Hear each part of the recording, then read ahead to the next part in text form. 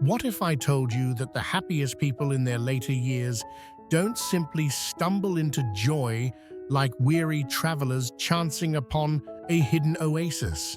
No, they cultivate it, tending to it with the care of a gardener coaxing life from stubborn soil.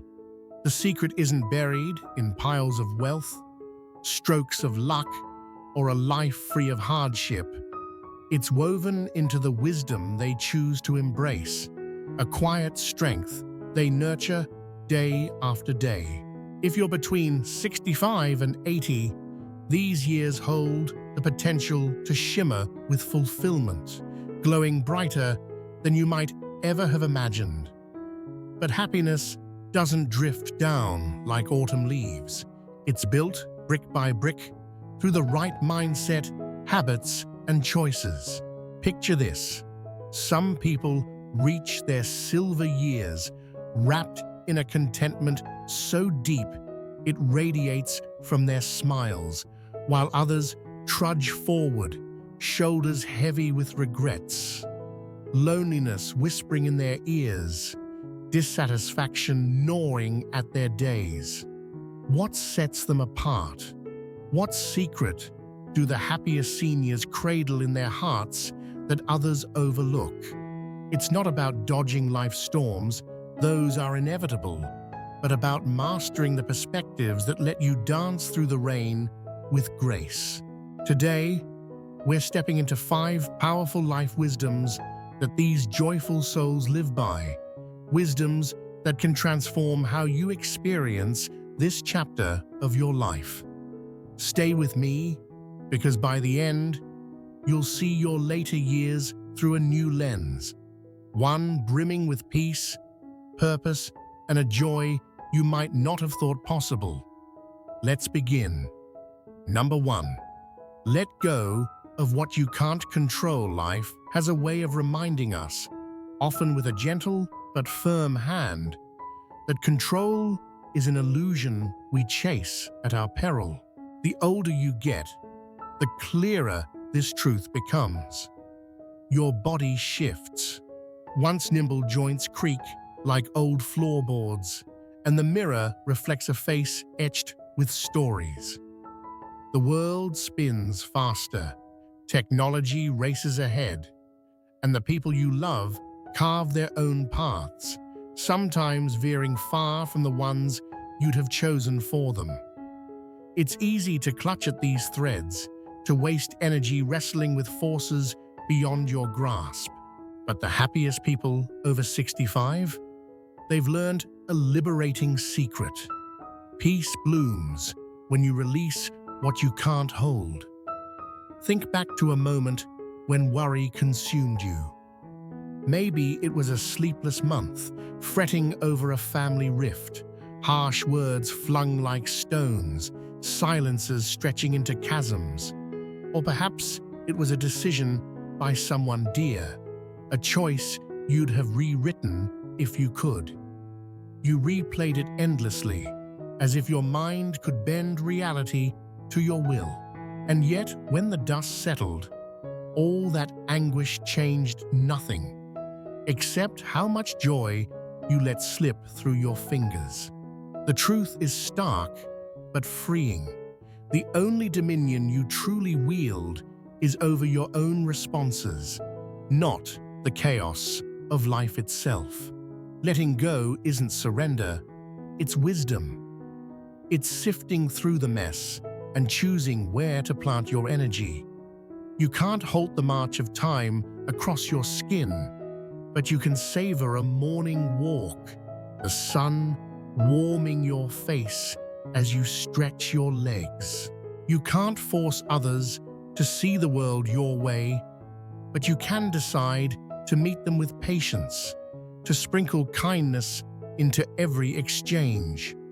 Take Paul, a wiry 74-year-old with a shock of white hair and eyes that crinkle when he laughs.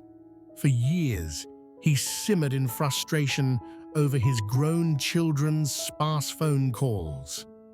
He'd sit by the window, phone silent, resentment brewing like a bitter tea. "They're too busy," he'd mutter, feeling invisible. But one crisp autumn day, something shifted. He picked up the phone himself, dialing their numbers with no expectation, just a desire to hear their voices. He made peace with their bustling lives, choosing to treasure the moments they shared rather than mourn the ones they didn't. And slowly, beautifully, those calls grew warmer, more frequent. Happiness in your later years isn't about bending the world to your whims.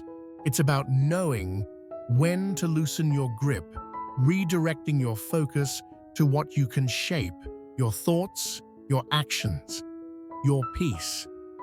When you stop wrestling with the uncontrollable, you unshackle yourself to truly live. Number 2, prioritize connection over loneliness.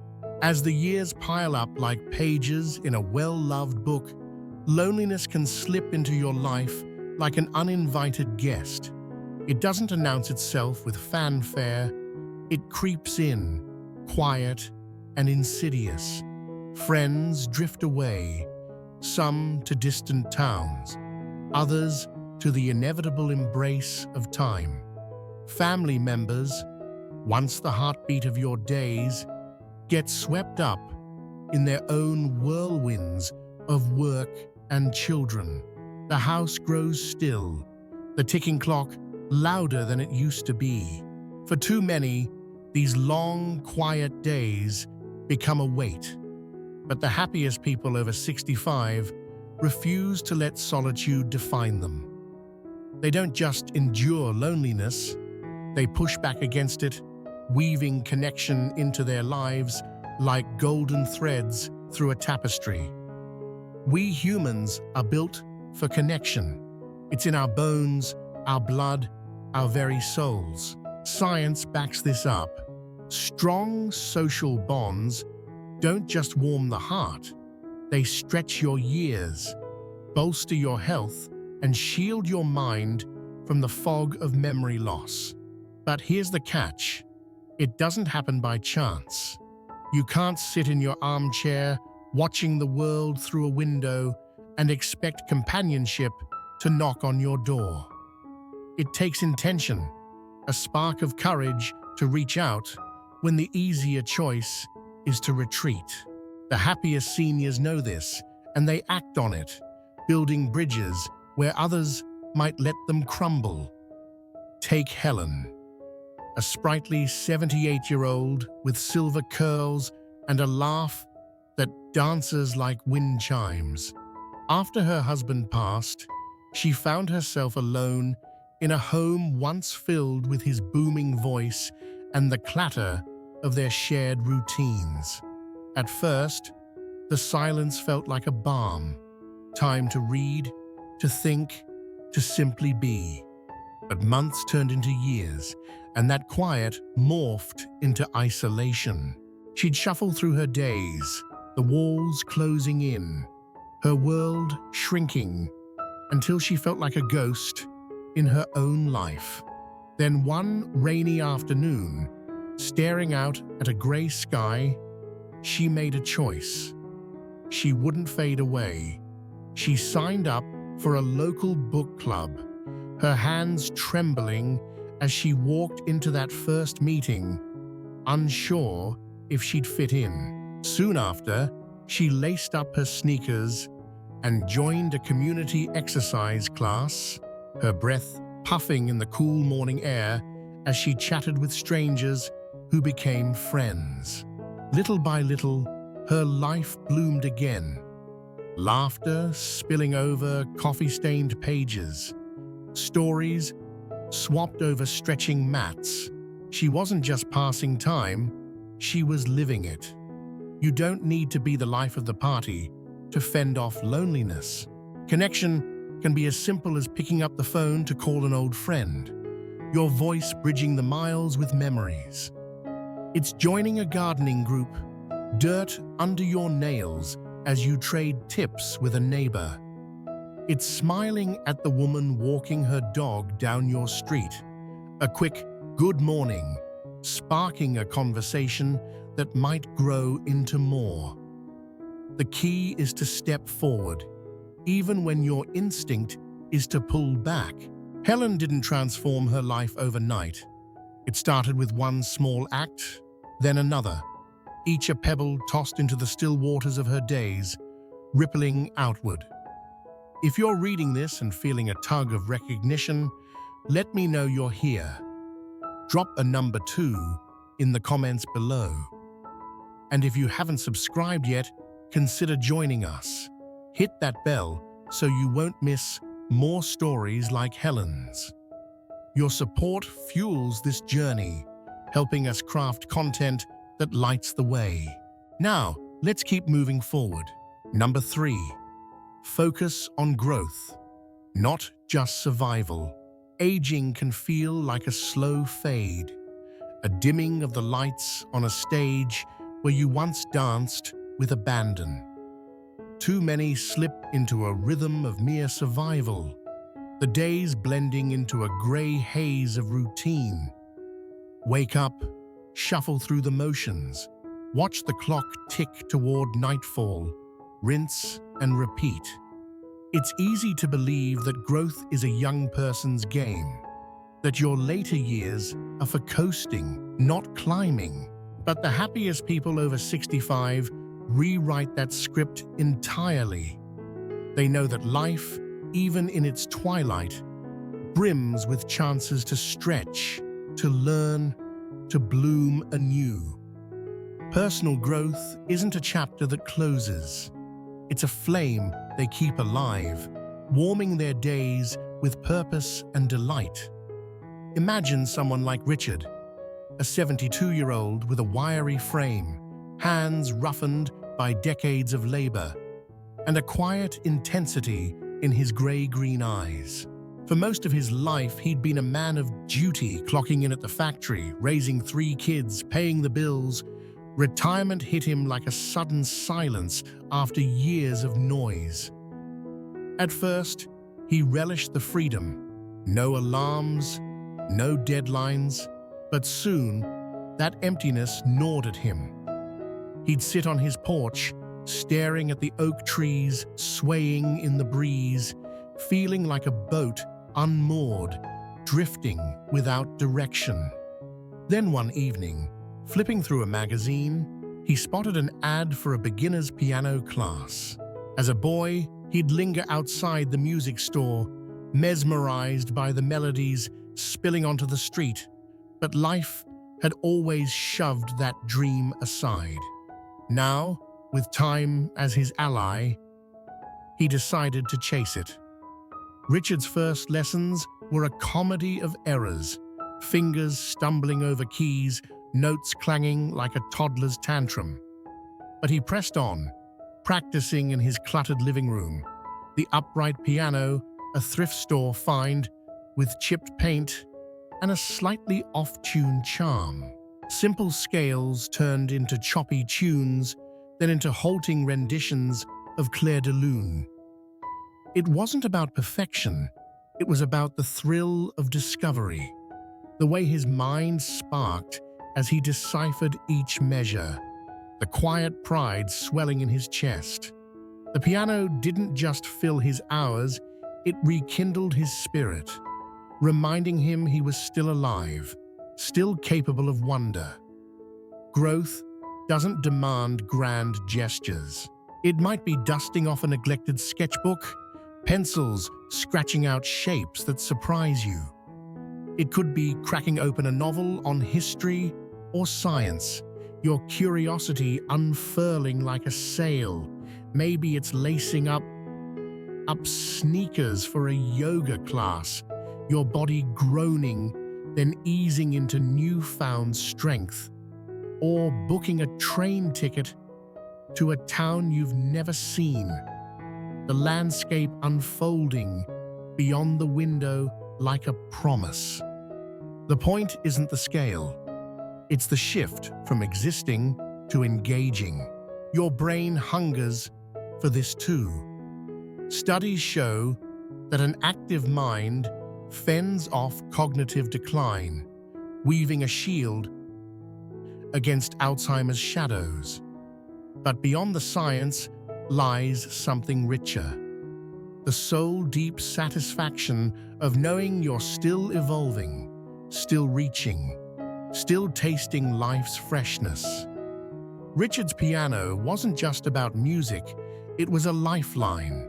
It pulled him from the sidelines, set his days humming with anticipation. So ask yourself, what's one dream you've shelved? One spark you've let dim? These years aren't for waiting, they're for living. The happiest seniors don't let time pass them by. They meet it head-on, hands open to whatever it offers. If this resonates with you, let me know. Drop a number 3 in the comments below. And if you're not subscribed yet, now's the perfect moment. Tap that bell to stay with us.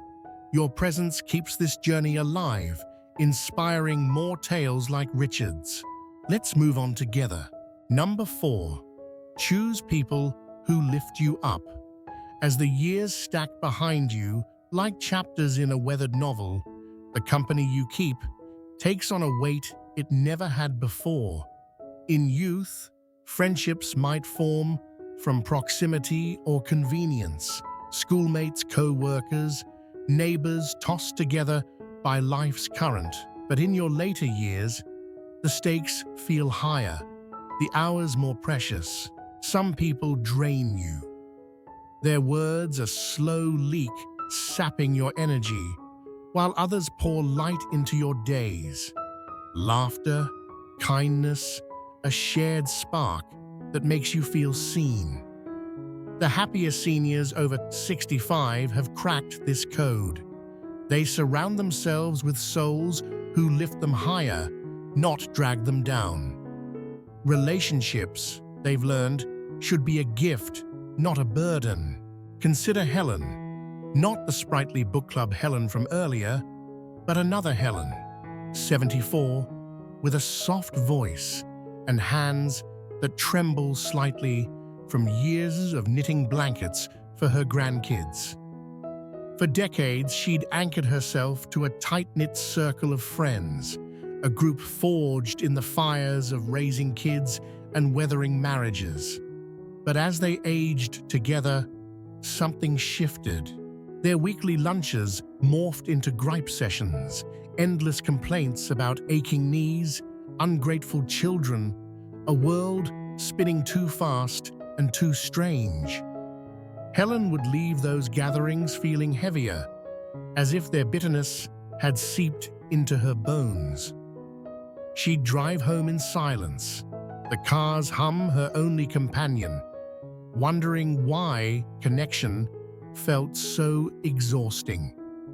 Then, one spring morning, fate nudged her toward change. She bumped into an old college friend, Margaret, at the grocery store. Margaret, with her bright scarves and a grin that hadn't dimmed since their dorm room days. Over coffee, Margaret didn't dwell on ailments or grudges. She bubbled about a novel she'd just finished, a trip she dreamed of taking to the coast, the way the sunrise painted her garden gold. Helen felt a shift, like a window cracking open after a long, stuffy winter. Spending time with Margaret didn't sap her, it revived her. She left their chat buzzing, ideas swirling, a lightness in her step she hadn't felt in months. That's when it clicked. The people you choose shape the air you breathe. This isn't about severing ties with surgical precision. Life's rarely that clean. It's about intention, about tilting the balance toward those who feed your spirit. Helen didn't abandon her old group entirely, but she dialed back, carving out more space for Margaret and others like her, a neighbor who loved bird-watching, a cousin who shared her dry humor. She noticed the difference in her laughter, how it came easier now, and in her sleep, unbroken by the restless churn of negativity. Science nods along here. Strong, positive connections don't just feel good. They stretch your lifespan, ease depression's grip, even soften physical pain. Good company releases a cascade of feel-good hormones, a quiet alchemy that heals from the inside out. Take a moment to sift through your own circle. Who leaves you humming with energy and who dims your glow? The happiest seniors don't drift through relationships. They choose them, curating a constellation of voices that bring peace, joy, motivation. Helen learned to let go of the anchors and embrace the wings. You can too. It's never too late to seek the ones who make your world brighter. If this strikes a chord, drop a number 4 in the comments below. I'd love to know you're here. And if you haven't subscribed yet, join us. Hit that bell to keep these stories flowing. Your support keeps this fire burning, lighting up more lives like Helen's. Let's press forward together. Number 5. Keep learning and challenging yourself. There's a quiet magic in staying curious, a spark that refuses to flicker out no matter how many candles crowd your birthday cake. Too often, the later years are painted as a time to wind down, to settle into a rocking chair, and let the world spin on without you. But the happiest people over 65 see it differently. They treat life as an endless classroom, a canvas for exploration, a chance to stretch their minds and souls. They don't slump towards some imagined finish line. They chase new horizons, knowing that growth isn't tethered to youth. Curiosity, they've discovered, is a fountain of youth all its own, and they drink deeply from it. Picture Robert, a 68-year-old, with a lanky frame, salt and pepper hair thinning at the crown, and a pair of wire-rimmed glasses perched on his nose. Retirement had arrived after 40 years in a bustling accounting firm, a career of spreadsheets and deadlines that left little room for whimsy. At first, he savored the stillness. No more 6 a.m. alarms, no more rush hour snarls. He'd potter around his modest bungalow, tinkering with a leaky faucet or flipping through the newspaper. But soon, that calm curdled into restlessness. The days stretched too long, the walls too close. A vague ache settling in his chest. He wasn't done. Not with life, not with himself. One chilly winter afternoon, rifling through a box of old photos, he found a snapshot of himself at 10, grinning beside his grandmother's easel, paint smudged on his cheeks. He'd loved dabbling with colors back then, but school, work, family, life had buried that joy. Stirred by the memory, Robert drove to an art supply store, the bell jingling as he stepped inside. A little sheepish, he bought a cheap set of watercolors, a pad of paper, and a beginner's guide. His first attempts were a mess. Blotchy trees, lopsided houses, colors bleeding into a muddy soup. But he didn't quit. He'd sit by the window, brushes in hand, the soft scrape of bristles against paper filling the quiet. Over weeks, then months, his strokes grew surer. Vibrant sunsets, a crooked oak from his backyard, a portrait of his late wife's smile he'd never dared attempt before. Painting wasn't just a pastime, it was a lifeline, tugging him into days alive with purpose. Learning doesn't need to be loud or lofty. It might be downloading an app to stumble through Spanish, your tongue tripping over gracias until it feels like home. It could be borrowing a guitar from a grandchild, calluses blooming as you pluck out "Twinkle, Twinkle." Maybe it's writing the stories you've carried, your first love, that summer by the lake, pen scratching paper as memory spills free. Or perhaps it's diving into astronomy, squinting at constellations through a thrift store telescope, the stars whispering secrets older than time. The science sings its praises. A curious mind sharpens memory, fends off dementia's creep, keeps you tethered to the present. But the real gift is the thrill, the way your heart quickens when you master a chord, the pride in a page filled with your words. Robert's paints connected him to more than art.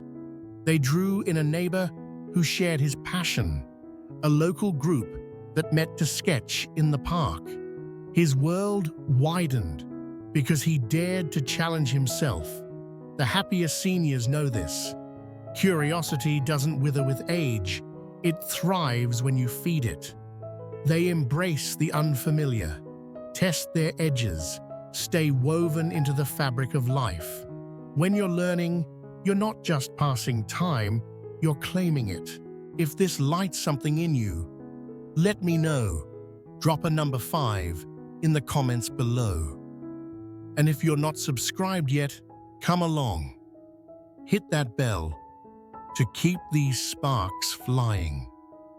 Your voice keeps us going, fueling stories like Robert's. Let's wrap this up with some final thoughts. Stay with me. Final thoughts. Crafting your own happiness. Happiness in your later years isn't a gift dropped into your lap by some benevolent twist of fate. It's not a reward for dodging life's bruises or hoarding perfect moments. No, it's a garden you plant, tend, and harvest, a labor of love shaped by the choices you make when the sun rises each morning. The seniors who glow with contentment aren't the ones who sailed through unscarred lives. They're the ones who've weathered storms, loss, creaking bones, the ache of empty chairs at the table, and learned to distill what matters most. They've built something beautiful not by chance, but by design, and the power to do the same rests in your hands. Think of Paul, releasing his grip on his children's distant voices, finding peace in the calls he chose to make. Or Helen, the one who traded solitude for book clubs and new faces, her laughter rippling through once silent days. Richard, hunched over his piano, coaxing melodies from stubborn keys, proving growth has no expiration date. Helen, the other one, swapping draining lunches for Margaret's vibrant chatter, her spirit lifted by the company she kept. And Robert, brushing color onto canvas, his curiosity stitching him back into life's tapestry. These aren't fairy tale heroes. They're real, flawed human. People who faced the quiet pull of age and said, "Not yet. I've still got living to do." Maybe you felt it too, that creeping sense that the best is behind you, that these years are a slow fade to gray. The world might whisper that lie, with its ads for youth serums and its obsession with what's new. But here's the truth, bold and unyielding. This chapter of your life pulses with meaning, as vital and vibrant as any that came before. It's not about recapturing what was. It's about creating what can be. These years can shimmer with joy, not because they're perfect, but because you choose to fill them with intention. You let go of what you can't control, reach for connection, chase growth, seek the right people, and keep your mind awake. Every small step, every seed planted, ripples outward, turning the ordinary into the extraordinary. So pause here, just for a breath. Which of these wisdoms already hums in your life? Maybe you're a natural at letting go, or you've got a knack for finding the ones who lift you up. And which ones call to you, tugging at your sleeve, asking for a little more of your heart? You don't need to overhaul everything today. Start small. A phone call, a library book, a walk with a friend, a scribbled dream dusted off. The happiest seniors didn't transform overnight. They built their joy brick by brick, choice by choice. You can too. These years aren't a curtain falling. They're a stage waiting for your next act. Step onto it with purpose, with grace, with the quiet fire of someone who knows time is a gift, not to be wasted. Thank you for walking this path with me today. Your presence here matters, and I'd love to hear from you. Drop a comment below with one nugget you're taking away, one way you'll weave it into your days.